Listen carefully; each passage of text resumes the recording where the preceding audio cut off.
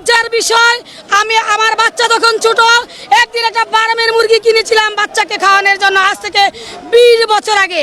সেই ফার্মের মুরগির গন্ধ নাকে বয়ে আমার আজও বেড়ায়। তাই আমি কিন্তু একটা প্রাইমারি স্কুলের টিচার হয়ে একটা দেশি মুরগি কিনে খেতে আমি আজও পারিনি। হ্যাঁ, অবশ্যই আমাদের এই আন্দোলনকে আমরা আরও বেগবান করতে চাই। আর আমি যতটুকু জানি আজকে বিকেল 5টায় আমাদের আর একটা সভা বসার কথা। তো আমরা ওই সভাতে আমাদের আশানুরূপ যে ফলটা আমরা ওটা চাচ্ছি, যদি আমাদের আশানুরূপ ফল হয় তো আলহামদুলিল্লাহ আমরা সবাই যার যার অবস্থানে আমাদের বিদ্যালয়ে ফিরে যাব। কিন্তু আমরা যদি আমাদের কাঙ্ক্ষিত ফলটা না পাই তাহলে আমরা আর ফিরছি না, আমরা আমাদের 10ম গ্রেড নিয়ে তবেই ফিরবো। তো এর মধ্য দিয়ে আমাদের অন্যান্য উপজেলা থেকে যারা আছে এখনো যারা আসেনি তারা অবশ্যই আমাদের সাথে এসে যোগদান করবে। আমাদের শিক্ষকবৃন্দ অনেকে আহত আছেন, ওদের চিকিৎসা দেওয়া হচ্ছে, অনেকে হাসপাতালে আছেন এবং তারা অনেকে এখানে আসছেন আমাদের সাথে আবার একত্রতায় অসুস্থ নিয়ে শরীর হওয়ার জন্য। কালকে বৈঠকের সিদ্ধান্ত আসছে যে আজকে বিকাল 5টার দিকে এই অর্থমন্ত্রী সহকারে, অর্থ সচিব সহকারে আমাদের সচিব সহকারে বসবে এবং সেখান থেকে এখানে সিদ্ধান্ত দিবে যে আমরা একটা ভালো সিদ্ধান্ত আশা রাখি। আর প্রজ্ঞাপন জারি না হওয়া পর্যন্ত আমরা এই রাজপথ ছাড়বো না, শহীদ মিনার ছাড়বো না, আমরা কর্মবিরতি চলবে। আমরা শিক্ষকরা 3য় শ্রেণীর কর্মচারী, একজন 8ম শ্রেণী পাস পিয়ন যদি 13তম গ্রেড স্কেলে চাকরি করে থাকে, আমরা প্রাইমারি স্কুলের শিক্ষকরা 13তম বেতন পাচ্ছি। আমরা এই বৈষম্যের শিকার, বছরের পর যুগের পর যুগ আমরা ভয়ে বেড়াচ্ছি। আমরা আমাদের আত্মমর্যাদার হানি করছে। আমি এই জাতির সামনে আজ বলতে চাই, এটা লজ্জার বিষয়, আমি আমার বাচ্চা তখন ছোট, একদিন একটা ফার্মের মুরগি কিনেছিলাম বাচ্চাকে খাওয়ানোর জন্য, আজ থেকে 20 বছর আগে। সেই ফার্মের মুরগির গন্ধ নাকে বয়ে আমার আজও বেড়ায়। তাই আমি কিন্তু একটা প্রাইমারি স্কুলের টিচার হয়ে একটা দেশি মুরগি কিনে খেতে আমি আজও পারিনি।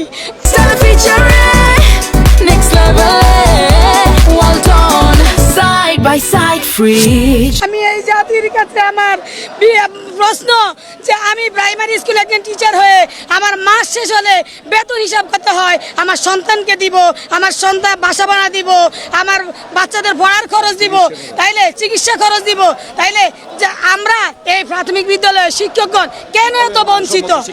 আমরা মানসম্মত শিক্ষা কিভাবে দিব? আমরা সকালবেলায় কি খেয়ে যাই বলেন তো? একজন টিচার হিসাবে আমরা কি খেয়ে যাই? আর ওই সচিব, ওই মন্ত্রী, ওই মহোদয়, তাদের যেই জৈবিক চাহিদা, তাদের যেই রুচি, আমাদেরও তো সেই রুচি বোধ আছে। তাহলে আমরা সকালবেলায় কি খেয়ে যাই? আমার একজন টিচারকে একদিন দুপুরবেলা জিজ্ঞেস করেছিলাম, ম্যাডাম আপনি কেন ভাত আনেননি? উনি আমাকে বলছিল কানে কানে যে ম্যাডাম আমার সকালবেলায় যে রান্নাটা হচ্ছে সেটা আমার ছেলে মেয়ে খাবে, আমি যদি আনি তাইলে আমি খেতে পারবো না। বিশ্বাস করেন এই কথাটা বলার পরে আমার চোখে পানি চলে আসছে যে আমরা একজন প্রাথমিক বিদ্যালয়ের শিক্ষক হয়ে যে আমাদের যে অধিকার, আমি যখন প্রথম চাকরি করি আমি 1800 টাকা বেতন থেকে 2800 টাকা বেতন পেয়েছি। আমি স্বামী সংসার এবং 6 সদস্য বিশিষ্ট নিয়ে কিভাবে আমাদের এই সংসার চলে? আমার বাচ্চারা বলে যে আম্মু এমএ পাস করেছো, কি লাভ হয়েছে, কি হবে? তুমি তো আমাদের ন্যায্য অধিকার আমরা দিতে পারি। আমরা আশ্বাসে বিশ্বাসী নই। আমরা ইতিপূর্বে অনেক আশ্বাস পেয়েছি, ফলাফল শূন্য। আমাদের নেতারা চেয়েছে আমাদের অধিদপ্তরের প্রতি আমাদের কোনো ক্ষোভ নাই, অধিদপ্তর চিঠি পাঠায় বা আমাদের পক্ষে প্রজ্ঞাপনের জন্য পাঠায় অর্থ মন্ত্রণালয় অথবা জনপ্রশাসন মন্ত্রণালয়, যে কেউ ফেরত পাঠায়। আমরা এবার আমাদের নেতাদের মাধ্যমে আমাদের চাওয়া ছিল যে অর্থ মন্ত্রণালয়ের অর্থ সচিব এবং জনপ্রশাসন মন্ত্রণালয়ের সচিব, আমাদের সচিব একসাথে মিটিং হবে আজ বিকেলে।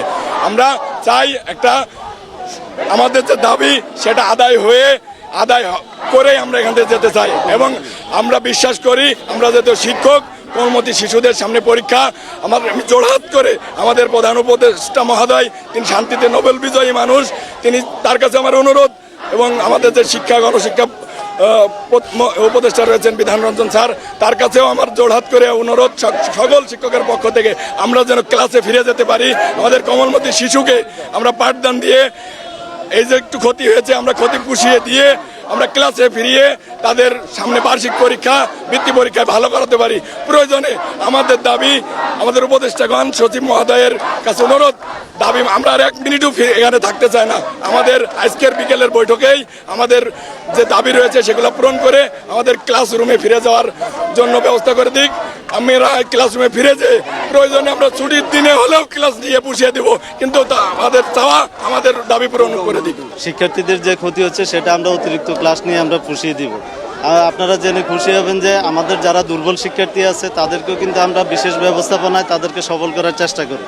সেই কারণে আজকে রবি এবং সোমবার যে 2 দিন সমস্যা হয়েছে, এটা কোনো আমাদের জন্য, শিক্ষকদের জন্য কোনো সমস্যাই না। আমরা তাদেরকে অতিরিক্ত ক্লাস নিয়ে আমরা সেটা পুষিয়ে দিব। পাশাপাশি আমি সরকার বাহাদুরকে বলতে চাই, আমাদের শিক্ষা স্তরের 4টি ব্যবস্থা আছে: প্রাথমিক, উচ্চ মাধ্যমিক, মাধ্যমিক এবং হচ্ছে যে বিশ্ববিদ্যালয়। আপনি দেখেন এই 4টা ব্যবস্থাপনার মধ্যে সবচেয়ে গুরুত্বপূর্ণ স্টেক হোল্ডার হচ্ছে যে আমাদের প্রাথমিক বিদ্যালয়ের শিক্ষকরা। আমি এটার যুক্তি উপস্থাপন করছি এইভাবে, কারণ কোনো শিক্ষা ব্যবস্থায় মনে করেন যে অবৈতনিক এবং বাধ্যতামূলক নেই। শুধুমাত্র প্রাইমারি স্কুলের শিক্ষকদের কিন্তু শিক্ষা ব্যবস্থায় অবৈতনিক এবং বাধ্যতামূলক। তাই আমি মনে করি সরকার যদি এই জায়গাটায় চিন্তা করে যে গুরুত্বপূর্ণ স্টেক হোল্ডার হিসাবে তাদেরকে যদি সর্বোচ্চ মর্যাদাটা দেওয়া হয়, তাহলে আমাদের শিক্ষা ব্যবস্থার আমূল পরিবর্তন ঘটবে। একজন মেধাবী এখানে এসে যদি ট্রানজিট পেশায় এসে যদি পড়ে থাকে, তাহলে সে কখনো এখানে ভালো কিছু করতে পারবে না। যদি এখানে ভালো স্যালারির আকৃষ্টতা করা হয়, 10ম গ্রেড প্রদান করা হয়, তাহলে মেধাবীরা এখানে আসবে। যে যেমন বিশ্ববিদ্যালয়ের শিক্ষকরা যেমন মেধাবী, যেমন হাই স্কুলের টিচাররা যেরকম মেধাবী, এখানেও মেধাবীরা এসে কিন্তু থাকতে চায় না। কেন থাকতে চায় না? সেই রকম বেতন স্কেল এখানে নাই দেখে এখানে থাকতে চায় না। তা আমার বিশ্বাস 10ম গ্রেড যদি প্রদান করা হয়, তাহলে এখানে মনে করেন যে মেধাবীরা আসবে এবং থাকবে, এবং শিক্ষা ব্যবস্থার, প্রাথমিক শিক্ষা ব্যবস্থার